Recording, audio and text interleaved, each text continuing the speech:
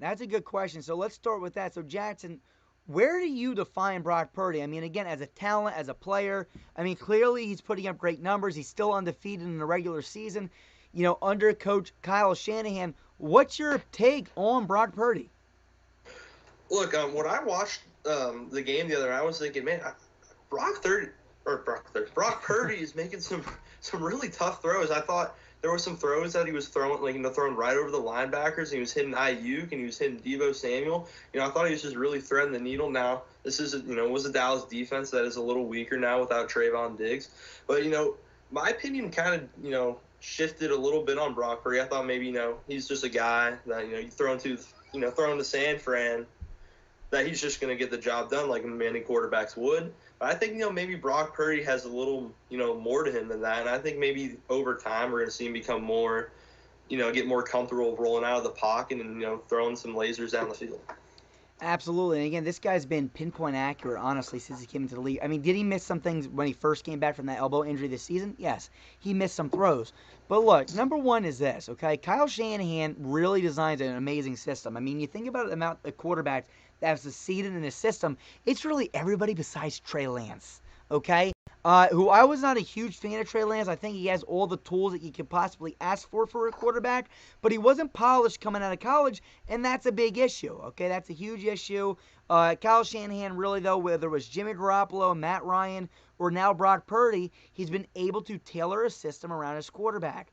And Brock Purdy, is he a top 10 most talent guy? No, but could you argue he's a top 15 talent? You can start saying that. Is he a top 10 quarterback? That's a whole different story. You can argue that he's absolutely a top 10 quarterback. That doesn't mean he's the most talented. That doesn't mean he's the most talented quarterback in the league. But best quarterback right now, if you want a quarterback to you fantasy production, hell yeah, Brock Purdy is that guy. Kyle, what are you thinking about Brock Purdy? I think it's definitely a hard conversation to have because you really could plug anybody into that offense and they might look. I mean, they could succeed. Jimmy Garoppolo succeeded in that system for a while. A lot of players will succeed in that system, but I mean, you're not wrong when you say Brock Purdy, talent wise, he doesn't have the greatest arm in the world, but he's made plays himself. Like that's what I think a lot of people have wrong about him is he can't make plays. He's extended plays. He's made plays. He's made some incredible throws. He's made throws that your Jimmy Garoppolo's won't make. He's who else? I don't know. Backup Joe Flacco, Andy Dalton's. Andy Dalton's not making those throws that Brock Purdy is making, and I think that's where a lot of people start. I think we definitely were a lot lower on Brock Purdy than what he is as a quarterback. At the end of last season, we were like, well, he's just got talent around him. He's got a great O-line. I think we were wrong about him in that sense. I don't think we can go and say he's a top 10 quarterback talent wise. I think that's clear and obvious day. But I think he could develop to that. I mean, at this point, he's young. He is really young, Mr. Irrelevant. He can develop into a quarterback that could, at least at the end of the day, can read the defense perfectly, which he already reads the a quarterback that will extend plays, make plays, and he can become top 10 quarterback like solidified. I don't think you can solidify Brock Purdy as a top 10 quarterback right now based off of just both talent, production, all of it. But he can definitely solidify himself this season with the way he's already winning and the way he's making plays himself. Yeah, and here's the thing about, I don't know, it's buffering a little bit. Computer might be overheated. Let's try this again. Brock Purdy, okay, young guy. Like you said, he's mystery relevant. He was that guy that, nobody thought was actually going to be the guy for San Francisco. Okay, I don't know what's going on. I'm seeing some buffering over here. Jackson, all of a sudden you got small on my screen. I don't know if this is actually happening or what. I don't know what's going on, but we're going to try this for one live. The thing that's cool about Brock Purdy is this. He's the first Mr. Irrelevant that might actually pan out, right? Like, all right, Tom Brady was a late round draft pick, right? And he was that storyline. But Brock Purdy came in as mystery relevant. Everyone's playing Madden, and you try to get mystery relevant to be the guy, right? You're trying to get the next Tom Brady. Brock Purdy's that guy, and he went to the perfect coach to help him out in that situation, right? Because, again, let's be honest with ourselves. Kyle Shanahan, in my opinion, is the most quarterback-friendly offense in the entire National Football League. Plus that amazing defense with Nick Bosa and, Fred Warner, right? They got some dogs over there. Hufanga at safety. They got a squad. The Niners have a squad. And the main question that we should really be asking ourselves, and I'm going to kind of pivot here live on air, we're going to pivot to, should the San Francisco 49ers have drafted someone like Mac Jones over Trey Lance? And could Mac Jones be doing something similar to what Brock Purdy's doing? So, Jackson, I'll let you start with this. Do you think that Mac Jones, if he was drafted to the Niners, like I said he should have been, could be doing what Brock Purdy's doing? Oh, I absolutely think he could be. If you flip flop their situations, I think it would be the exact same thing. I think New England would probably be exactly where they are right now, and San Francisco would be exactly where they are right now. Mac Jones coming out of college, he was the guy that he was coming out of that draft. He was the guy. He's the most accurate guy. He's one of the most pro-ready guys. That's probably what San Francisco ultimately needed. When they were trading up all those draft picks to get number 3, except instead they took a shot on a guy that, he was just a full prospect. All we know is that he has tools. Mac Jones was the guy that was more ready. So ultimately, maybe they probably should have took Mac Jones. I think they would be exactly where they are if they did. Kyle, what do you think? Do you support that argument, or do you want to rebut it? See, I saw this argument. I think it was by Dan Orlovsky. I think he had the same argument. It was all credit to Mac Jones. He wasn't talking down on Brock Purdy at all. It's a great situation to be in San Francisco, and he believes Mac Jones is a better quarterback than what the product he puts out there. And I believe not Brock Purdy. I believe Mac Jones is a better quarterback than what we see from him. I mean, he's not in the greatest situation. Your best receivers are Juju Smith-Schuster. Your O-line's not really protecting you. They had 3 Saints ranked in over 90 in pass rushing against the Patriots. I wouldn't say that's all pass rushing ability. I believe the O-line struggled severely. You didn't have a running game. There was just not much going for you. I think Mac Jones is better than what we see. I don't know if we will put him in the same tier as what Brock Purdy is, just because Brock Purdy has produced very well. And even though Mac Jones in his rookie year was pretty good, we haven't seen him do what Brock Purdy has done. So just from the fact that we haven't seen it yet, I would say you're not going to get the exact same situation. But I believe you can put basically any quarterback in that system and win games. Yeah. And again, this is like what to begin with, when the draft was going on, right? They were like, Nick, who do you think it's going to be? And I remember me and my cousin Mike, who's also on this channel before, we had a debate. He was a Trey Lance guy. I was a Mac Jones guy. And the reason why I was a Mac Jones guy was because they had the weapons, right? They have Debo. They have Ayuk. They have George Kittle, right? At the time, they didn't have McCaffrey, but they had a team. And all you have to do in that system is be an accurate quarterback and get the ball to the weapons. That's it, right? That's, a good quarterback, can get the ball to the guys that are on their team. And if you have a team that has weapons, okay, like the Niners, or like, let's talk right now, like the Lions. The Lions are another good team to talk about. Amon-Ra St. Brown, Jameson Williams, right? You got Josh Reynolds, who's all right, okay? Sam Laporta, Jahmyr Gibbs. All you need is an accurate quarterback. And what's Jared Goff been for them? An accurate quarterback. Now, if you don't have that, like the Bears, okay, and you need someone to make you a play, that's when you draft someone like a Fields or a Lance. Why? Because you don't have the weapons to be running wide open. And what do Fields and Lance and Josh Allen guys do? They miss some targets because they're not the most accurate quarterbacks. So they can play superhero ball when they need to because they don't have the guys to get the ball to. But when you have the pieces around you, like the Vikings do also with Addison, Jefferson, Hawkinson, you just need an accurate pinpoint passer. And when you have someone like Matt Jones, they can deliver it to the open players that you have. So right now the Patriots, they need someone that can save them. They need a Trey Lance. They need a Cam Newton. They need someone that can make a crazy play happen because they don't have the weapons around them. But when you have the weapons around you, you don't need that superhero quarterback. You just need a guy that's accurate. And Matt Jones, in my opinion, coming out of the draft, was the accurate quarterback for the San Francisco 49ers that would have helped them go a lot further than Trey Lance. But it seems like they got their guy in Brock Purdy. So I don't want to take anything away, just like Dan Orlovsky. Don't want to take anything away from Brock Purdy. But I'm just saying, coming out of the draft, everyone believed that Mac Jones was way more talented than Brock Purdy. So what could have been is what we all got to say. Kyle, what else are you thinking, man? I mean, what else are you thinking? I mean, what do you think?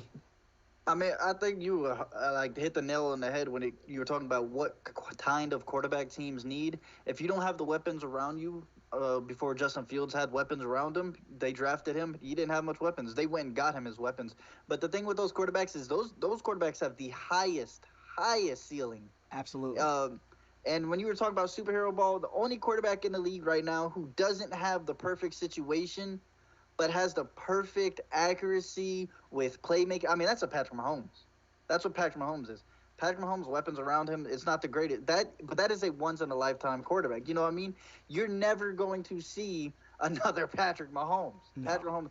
And that's the difference with it. Like a guy like Derek Carr. Let's go with Derek Carr since we'll hit everybody's team. Derek Carr, Jimmy Garoppolo's. Those are the guys that can get you some out. Well, Derek Carr a little more than Jimmy Garoppolo. Thank you. Will Yes. Get you somewhere. He'll get you somewhere if you have the weapons around you and down. You got a guy like Brock Purdy. We don't. I think Brock Purdy might be there with the Derek Carr. We've seen him do it actually. We've seen him win you games, and he has a low floor. It's the difference between a guy with a high ceiling that can win you games and a guy with a low floor who just can do what you give them. And that's what the difference between like the Trey Lance. Trey Lance was a high ceiling, great athlete coming out, great prospect coming out. But he has a high ceiling, but he also has a really low floor. Brock Purdy, a low floor at this point. That's what we see. Or Mac Jones. Let's go Mac Jones. Small, low floor, you know what you're going to get when it comes to it. He's, at his worst, he's going to be a career backup. I think Mac Jones is always, if he's never going to be a starter, he's going to be a backup in this league. Yes. And here's something else that you mentioned, too. Like, you were mentioning quarterbacks, and like you said, like the Mac Jones and the Trey Lances. The thing about Trey Lance was that scared me. And, you know, I wanted this to all be current things, but now since we got viewers watching and stuff, let's just toss this around. This can be anything. You know, we can go completely on a tangent here and talk about whatever we want. But here's the thing about this. You know, Trey Lance, everyone wanted to compare him to the Josh Allen. And I always have this argument, and again, this is what I mean going on tangents. You know, I want to make it clear to everybody watching.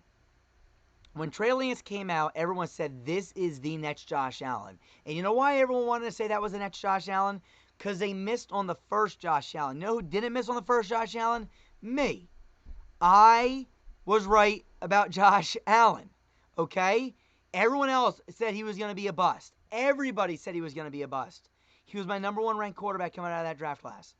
Okay? So since they missed on him, they wanted to overcompensate. They saw a guy with a big arm that was mobile and can run.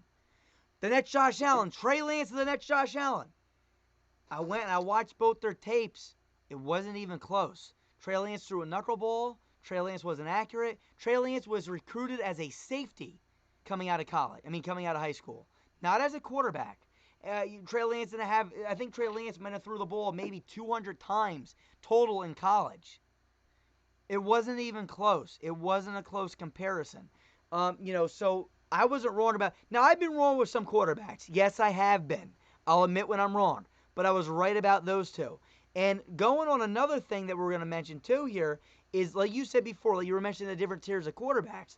Let's put it this way. Like you said, Mahomes right now is in a pretty iffy situation. Travis Kelce and a bunch of. I mean, I like Rashee Rice. You know. Kadarius Toney's okay. I mean, Jackson, you're more of a Chiefs guy. I mean, what do you think about your receiving core? Go ahead. No, I mean, I like, you know, Mahomes just said, and I don't know, Mahomes just says stuff to, you know, hype up his boys, but he says this is the most talent, you know, he's had in his receiving room. I think there's, you know, a lot of, you know, different, like, there's a lot of gadget guys there, really, and that's, you know, I've complained multiple times here, like, why didn't we go out and get our true number one? But, you know, the situation's iffy, but, you know, when you got Patrick Mahomes, who's, you know, arguably one of the, you know, the most talented quarterbacks, if not the most talented quarterback to ever play the game, I mean, it's going to make it happen. And that's what I'm saying. Like, look, you got Mahomes right now that has lackluster talent around him. Let's be honest. Like, it's not where it needs to be yet, at least, right? And he's still winning games. So that shows you that this guy's really good.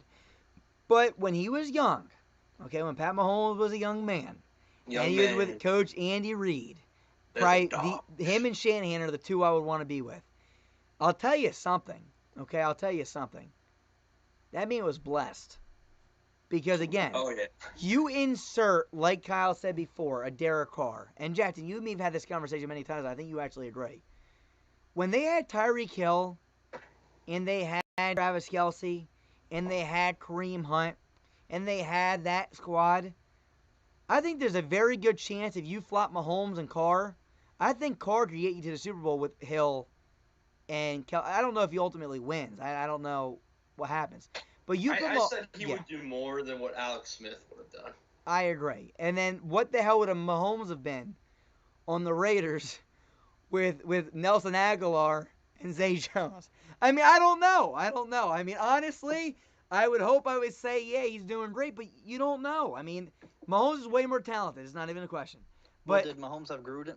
Mahomes would have had Gruden by then, though, right? Well, I'm thinking in the when you guys had Hill and Kelce, it would have been the Del Rio Gruden era. Yeah. So his first full year was 18, but he probably would have played. You know, if he was a Raider, he would have played when he was a rookie. So that would have been 17. Yes.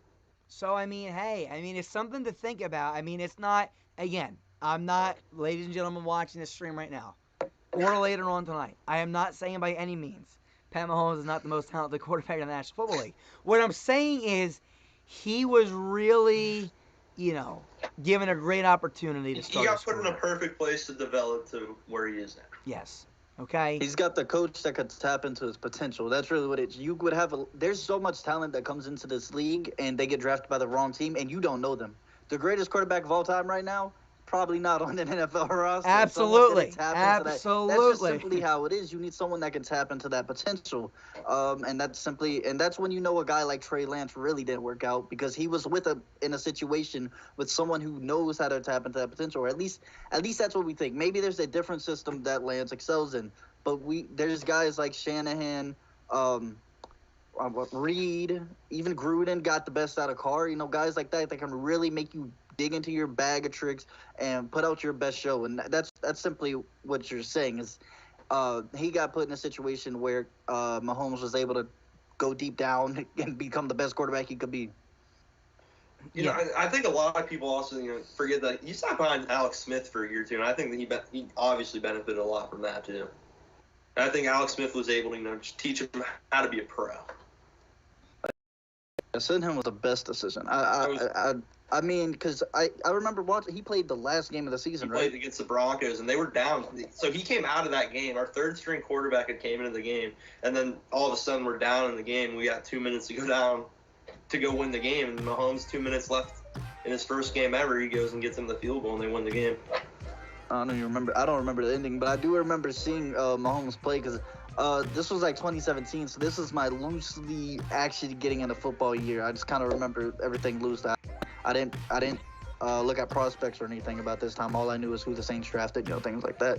But I do remember Mahomes, who should be a New Orleans Saint, by the way. Let's all be real. Patrick Mahomes should be a New Orleans Saint.